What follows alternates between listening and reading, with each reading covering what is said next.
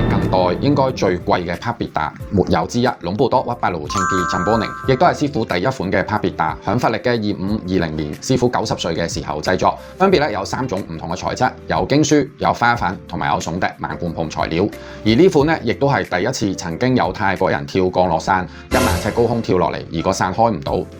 到最後佢奇蹟生還，呢一個人咧亦都係佩戴住帕別達珍寶1嘅。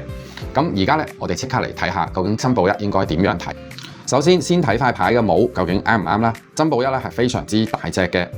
而響必打嘅右邊，即係佢隻手嘅左邊，中間嘅手指咧係凸起嘅，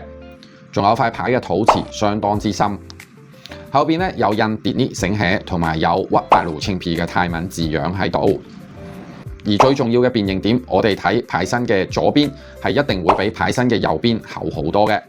佢哋牌身嘅厚薄唔可以一樣，兩邊左邊一定要比右邊厚。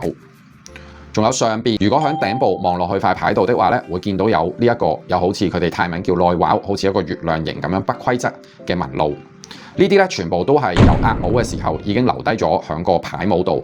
無論邊一款材質都好，佢哋嘅辨認點亦都係一樣嘅。今時今日咧，珍寶1喺市場上邊好早，無論邊一款材質咧，都已經係過百萬泰幣噶啦。如果你哋屋企都有同圖片裏邊一樣嘅嘢，歡迎你哋隨時聯絡我，下邊有我電話同埋 WhatsApp，我係 AC 香港泰房，多謝你哋，求觀看。